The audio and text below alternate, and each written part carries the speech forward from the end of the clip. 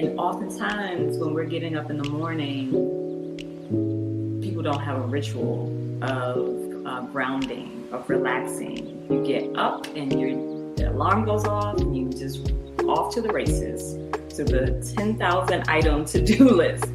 So that stress is not helping you to feel grounded and centered in your body and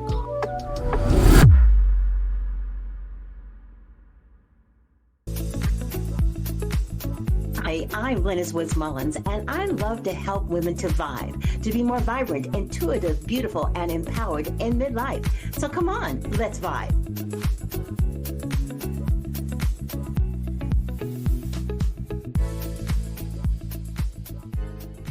Hey, I've got a confession to make. And I try to always be transparent when I'm talking about my own personal wellness. So here's my confession. Somewhere along the line in the last 15 months, I gained 20 pounds. Okay. 20 pounds. And after the holidays, I said to myself, just like everybody else says, okay, this is it. This is it. I'm definitely going to crack down and figure out where this is all coming from. And I did. I figured out what was going on. For me, it was hormones and it was emotional eating and it was the traveling I did over the summer of 2023 and eating out and drinking that all added up to this thing of 20 pounds. And, it's so bad that my family and does not get sick of hearing me talk about it. So we're going to talk about it here because they're sick of it. They're like, Mom, you don't even look that. It's not so much what you look like. It's really about what you feel like. And for me, those extra 20 pounds don't work. Sure, I can still wear my size 6, a little tight though. Okay. I'm just saying I could just still do that, but it doesn't feel right. When I'm dancing or jogging or whatever, my ankles be buckling because it's carrying more weight than what it's used to. And other things that say that my body's telling me, okay, girlfriend, stop it. You need to do something about it.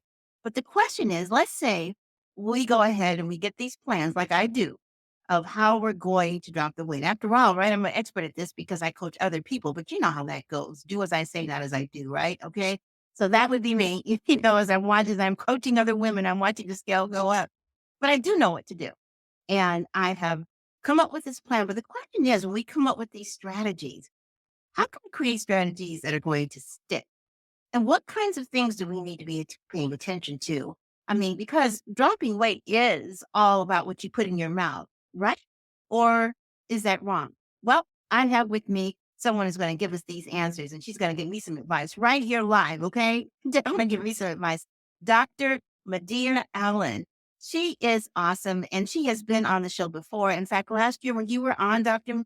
Madea Allen, you were the highest rated show last year. And I have to thank you for that right now. Thank you so much because it is probably the difference because we are now in the top 10% of Apple Podcasts. And there are literally hundreds of thousands of podcasts out there. So thank you so much for the wonderful content. And you're a teacher, you're a way shower, you're a facilitator of full spectrum health. And I know you work with families on how to create real health insurance. I love that statement because the real health insurance is making sure that you stay well in the first place, right? Absolutely. Well, welcome. I'm so glad to have you here today.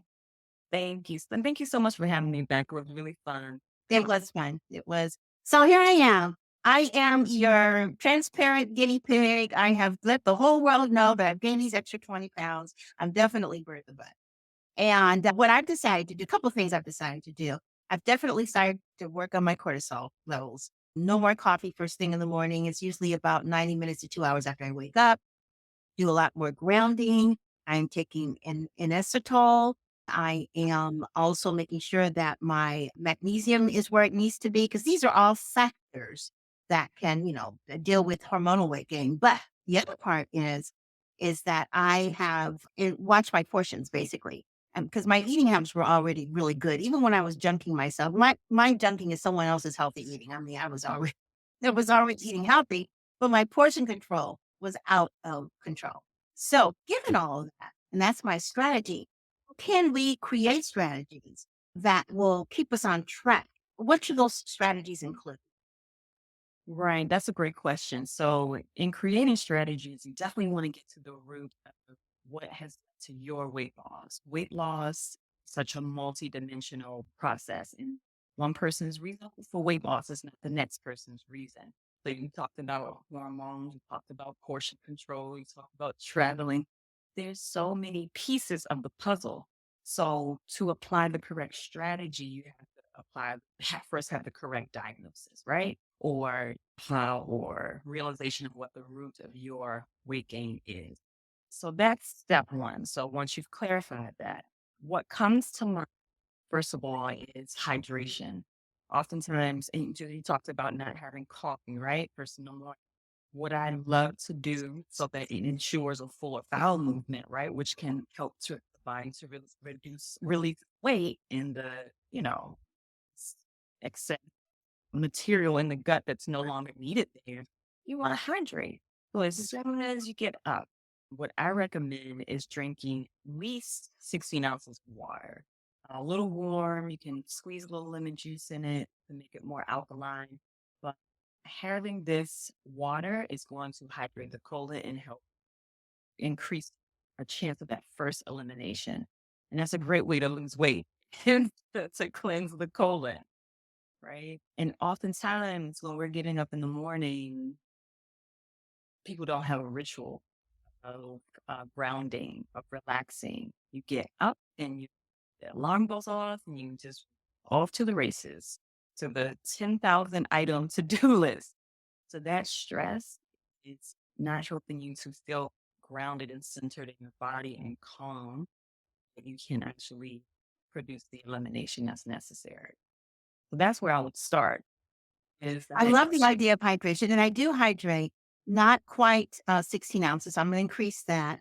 I do have a morning practice, which is definitely stress reducing. And I usually do the morning practice that inner voice Holy Spirit tells me to do, because I used to do the same thing all the time, and then something told me, no, you need to change it up based upon what the Holy Spirit tells you to do. It takes the pressure off in a way. Now, there are some things that I try to do always, and I belong to two prayer lines, and I used to get up and do the two prayer lines every morning. The first one starts at 5 a.m., the other one's at 7. Now I do one or the other, not both, depending on how I'm feeling.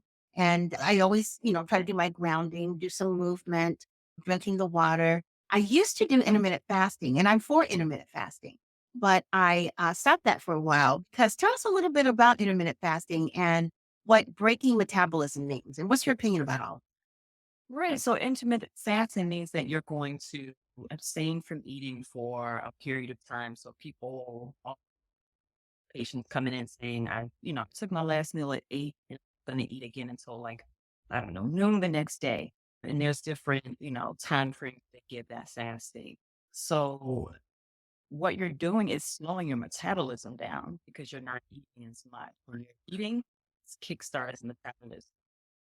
In the last show, we talked about why I'm not a big fan of that because breakfast in the morning is going to help to eventually, if you don't have an appetite, it'll help you increase your appetite. Appetite is a sign of health, right? You're getting your energy input that's necessary for the rest of your day, kickstarting your metabolism. You're increasing the functionality of the stomach and the spleen. And for to Chinese medicine, stomach is most active between 7 and 9 a.m. That's when the stomach is highest and it's, at its optimum capacity and functioning. And so when you're not given the stomach is ready to receive its nutrients, what is it going to then pass on to the spleen to transform and spread to the rest of the body? You're not giving it anything. So people are crashing. Um, Yet, they're not hungry and losing weight, but is it in a healthy and a sustainable way? Right. In fact, but we talked about that. That's when I made the decision to stop doing it. Plus, I also had felt that I had broken my metabolism, that my metabolism kind of stopped working for me in the way that I thought it should be, because I wasn't doing what was serving my body. And so it just stopped. It just stopped. I mean, because I wasn't eating until 12. I would go to bed like around 8 or 9, because I get up very early, and I would not go to bed until I would not eat until 12 o'clock in the afternoon. And then I wouldn't eat anything else after 6. So there was like this small window of time where I could eat. And what happened over time, even though I was eating less calories, I wasn't necessarily losing any weight because my metabolism wasn't really working. I wasn't feeding myself enough calories. I was not. And I think after a while, my metabolism, my body's like, whatever, we're going to hold on to whatever you give us because you're starving us basically. You're not eating enough calories. And even though I did pick up weight, but I picked up weight because of the portion control and the kinds of things I was eating, not because I was, you know, Mhm, mhm. Wow. Yeah. Well, yeah. congratulations for listening to your body and wise enough to shift when it was necessary. Some people don't do that. They take advice and they just follow it regardless of the results. And that I feel like it's a disservice that we are doing ourselves when we try something and it doesn't work. We think it's something wrong with us. And that Mhm.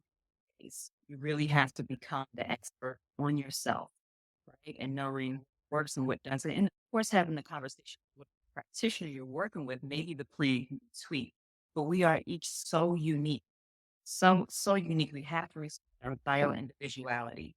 So that's what I always encourage everyone to do. It's just really listen and shift, listen and shift, listen and I like that. Listen and shift. Why is that so important? because we are such dynamic beings. The constant is change. We are always changing. What worked for us at 20 won't work for us is 30 or 40 or 50. And so people who are kind of stuck in that time, zone of just I'm doing what I've always done. There's just so much more to be realized about ourselves. We are always evolving as humans.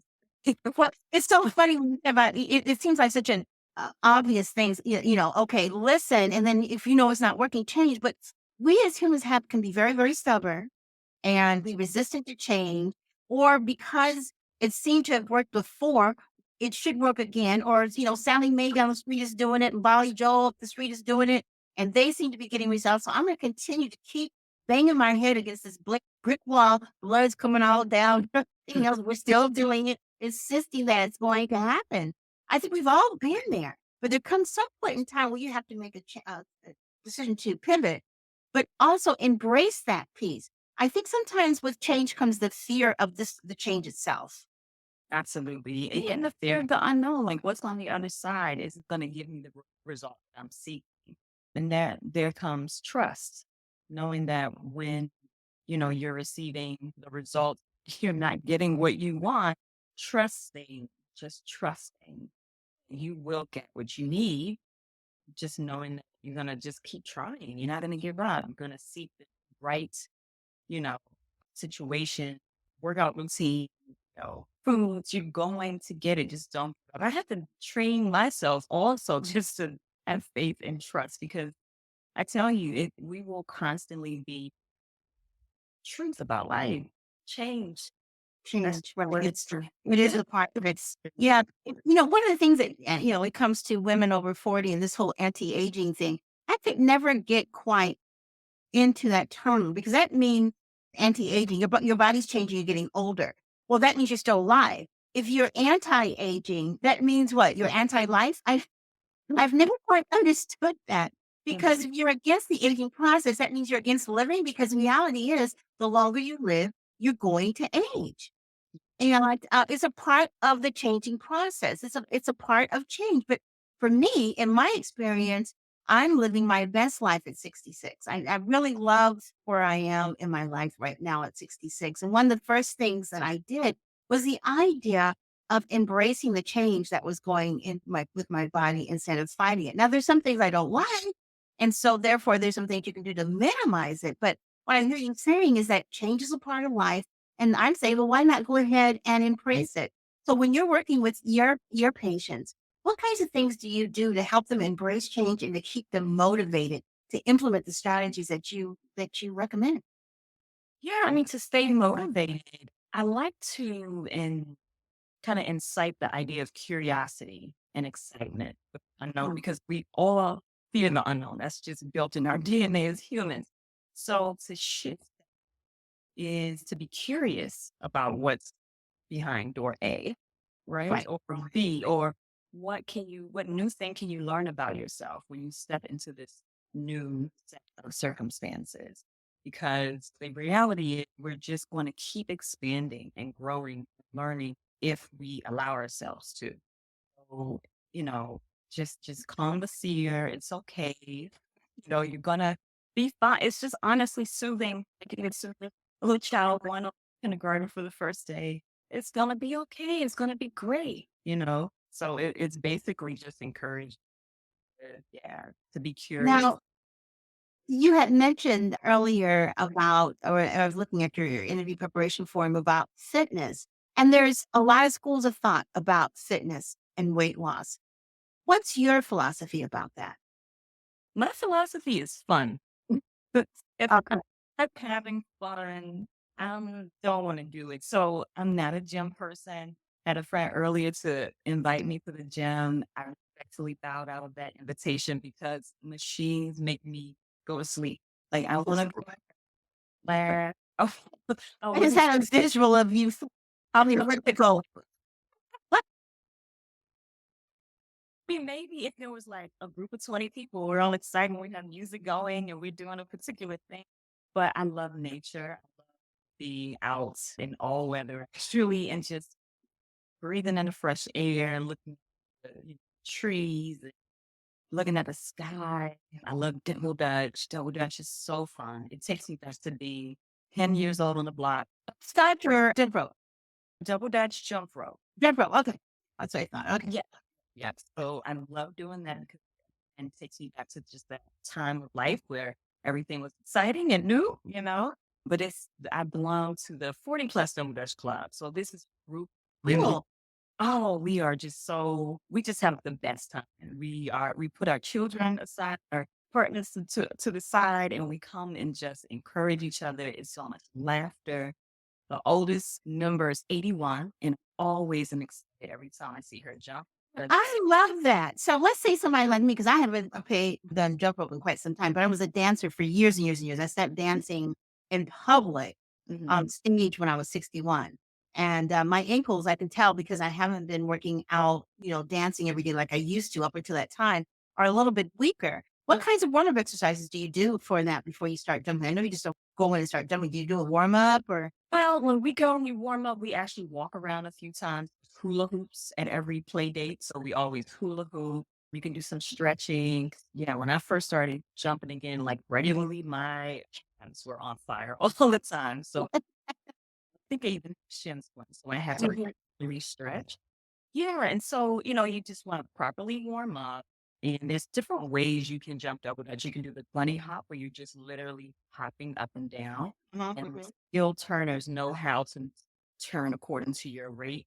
That's what But it's funny. So that's one of my fun activities. I also walk a girl track. So that's another favorite activity. So that's, my other group of women who may not jumping double dutch, but we love to just walk and talk and, help each other solve our problems, whether it's listening and talking. I love the community aspect, Yes.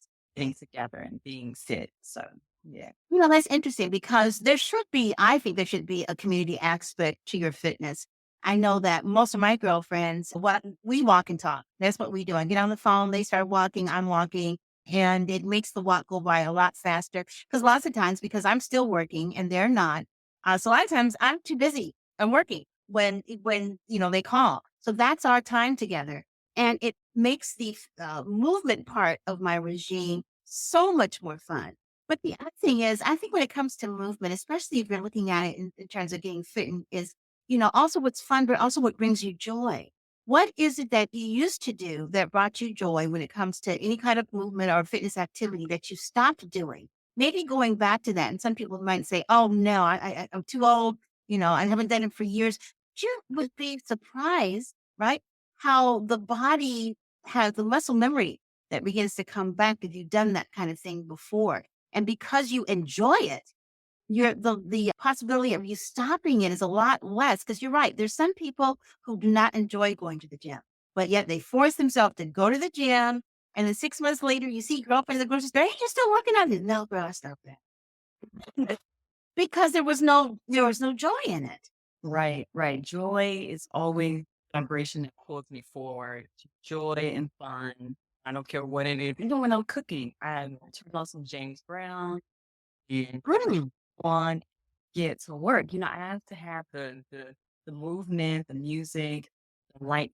Even when I'm tired, I really that music lifts me up. Really gives me Wow. Yes. energy. The Yeah. energy. Yeah.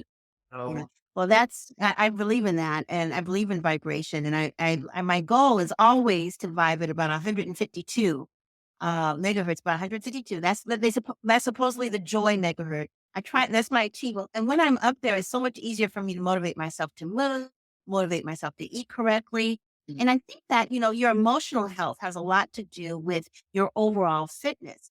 And what I learned about 3 years ago was the importance of gut health. And I know that's something that you talk about also. Why is gut health so important when it comes to our moods and how quickly we might get in shape and lose weight? well, there's so many things. So there's research that talks about gut as a second brain, this brain gut pathway that's there. There are so many nerves that get innervated and help to produce certain hormones. And Mhm. so hormones attention in terms of losing weight, if you don't have, the gut needs certain bacteria, so more good bacteria, bad bacteria, right? To help to metabolize it, break it down, and to excrete the waste. So from stress to many processed foods to often, just the hormones that are in the foods, our health is absolutely compromised. GMO foods compromise our gut, stress compromises the gut. So we need to always be eating foods that are fresh, have lots of good bacteria. You can take a probiotic to help, again, like produce that bacteria in the just so that it can do the work that it's supposed to do, processing, taking what the body needs, and then excreting what it doesn't. Yeah, gut health is Yeah, it's interesting because you mentioned probiotic, and now there's a whole thing because my clients ask, and I would love to hear your explanation. What is the difference between a probiotic and a prebiotic, and do we need to have both? right. So yeah, so the prebiotic is going to help in the production of the probiotic. So it just gives that, it kind of sets the stage, if you can think about it that way. It sets the stage for the gut to have the good bacteria there.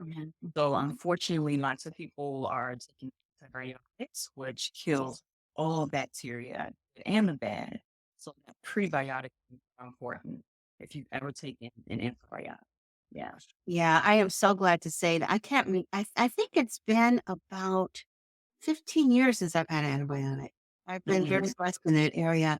But it's interesting though, as I've gone through the aging process, the gut has become more of my issue. I didn't used to have a gluten sensitivity, but I think I do. And interestingly enough, everything that has gluten, I shouldn't be eating anyway. So, with the breads and the crackers and all of that, which is my go-to for stress eating. So I found that when I let that go, that it was amazing how the gut began to heal itself. What are other things we can do to ensure healing of the gut? What kinds of foods do we need to be focusing on?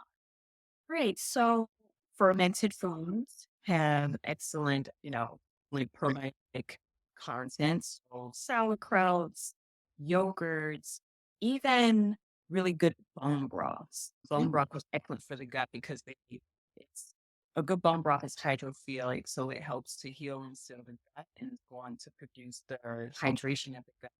So, yeah, that's another key issue too with the leaky gut syndrome. So the good broth gonna have the gelatin in it. That's gonna help balance the gut. But yeah, again, like fresh foods, you definitely want to have a balance though. Like all raw, like too much for the gut. I'm with saying so having some lightly cooked foods, having some soups and stews. You just variety is the name of the game. You don't want to go like just overboard with one type of because of a documentary or a book you read. I mean, Oh my gosh. There's so much out there. There really is. And that's why it's so important for you to listen to your body because what's good for the goose may not be good for the gander. Or, as in my case, it was good for me for a while, but then things changed. And rather than to use that graphic analogy of hitting my head against the wall and waiting for stuff to just bleed down and say, okay, maybe I should stop that. The minute you begin to feel something different, that means that maybe you need to change. It doesn't mean necessarily that you've been doing anything wrong. It just means that your body chemistry is changing, your hormonal levels are changing. And the more you check in with yourself, the more successful you will be in maintaining your wellness and for the people like me, reducing some of those unwanted pounds and inches. Now we've covered a lot of things since we've been talking, but there's one thing we haven't talked about yet, and that is your organic soul chef business. Tell us about that. Right. So, Organic Soul Chef is a multimodality holistic health practice through which I share tools for people to, get started with whatever healing journey they want to go on, or it's really just empower the journey they're already on. So, there's strategies for losing weight, strategies for cooking more, yoga. Of course, I do the cooking club once a month. Woo! Excited to share that I was doing it virtually last year because of COVID, just wanted to help people stay safe and stay home. And now we're going to be in person in DC Dream Center. So once a month, I'll be sharing the cooking club via face, which I'm really excited about. Yeah, just, things are on the horizon. I'll be doing some community cooking classes as well with a local organization, the Friends Band Park this summer. So lots of good things. That is great. Now, for those of us who aren't blessed enough to live in DC to experience you in person, do you ever do any of these virtual cooking classes? Absolutely, absolutely. So I do one-on-one and group classes virtually. I do strategy sessions virtually, and I do coaching programs virtually. So it's really whatever the community or the individual wants. I can basically curate an experience. Oh, that's fantastic. Well, for those of you who are interested, and all of you really should be interested in finding out more about organic cooking because that really is so important when it comes to our overall wellness, please go ahead and take a look at the links that I've put down in the show description that will take you to the wonderful Dr. Madea Allen and her services as an organic soul chef and also as a holistic doctor. She is a wealth of information, as you can see. And Dr. Madea Allen, thank you so much for being with us today. It's been wonderful having you here. Thank you so much, Lynnis. You're welcome. And thank you to all of you. I'm so glad that you took some time. There's thousands of podcasts out there you can be listening to. So thanks so much for listening to us. And if you liked anything that you heard, please subscribe to the podcast, like it. And I would love to hear your comments. And let me know what other kinds of things would you like to hear about when it comes to your vibe, being more vibrant, intuitive, beautiful, and empowered in midlife. Have a fantastic day, everyone. And don't forget to vibe. Bye-bye, everybody.